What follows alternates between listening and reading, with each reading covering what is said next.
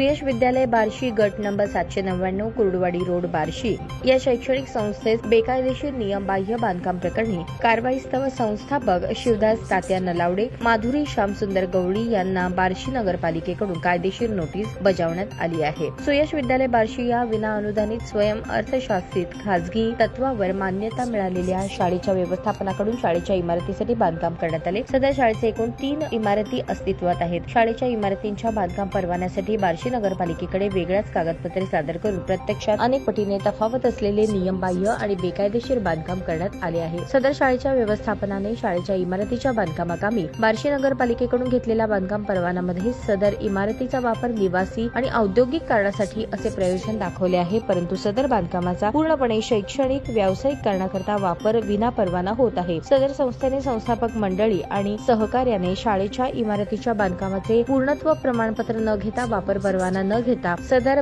इमारतीचे बेकायदेशीरपणे वापर करणे चालू ठेवले असल्याचेही दिसले आहे। बार्शी नगर परिषद मुख्याधिकारी नगर रचनाकार यांनी चौकशी करून पाहणी करून पर्यवेक्षण करून वरील कृत्यावर आक्षेप घेऊन मालमत्ताधारक संस्थाचालक यांना महाराष्ट्र राज्य नगर रचना अधिनियम 1966 कलम 53 नुसार कायदेशीर नोटीस दिली आहे। सदरील नोटीस बार्शी नगरपालिकेचे विद्यमान प्रशासक बाळासाहेब चव्हाण यांच्या आदेशाने नगर रचनाकार देवानंद जाधव यांच्या पर्यवेक्षणाखाली लागू झाली आहे। तथाकथित बेकायदेशीर बांधकामासोबतच यापूर्वीही शाळेचे सुरक्षेचे नियम, विद्यार्थ्यांची वाहतूक धाब्यावर बसवत बेकायदेशीर असुरक्षित स्कूल बसमधून विद्यार्थ्यांची वाहतूक हा सुद्धा बार्शी परिसरात चर्चेचा विषय असतो। तसेच महाराष्ट्र शासनाच्या आदेशानुसार शैक्षणिक संस्थेच्या नियमांची पायमल्ली होत असताना दिसते। आतापर्यंत नगरपालिकेमार्फत कायदेशीर कारवाई संदर्भात बार्शी नगरपालिका हद्दीत आणि शहरात केलेली ही सर्वात मोठी कारवाई आहे। अशाच नवनवीन अपडेटसाठी जनता राज्य न्यूज चॅनलला सबस्क्राईब करा, लाईक करा आणि शेअर करायला विसरू नका।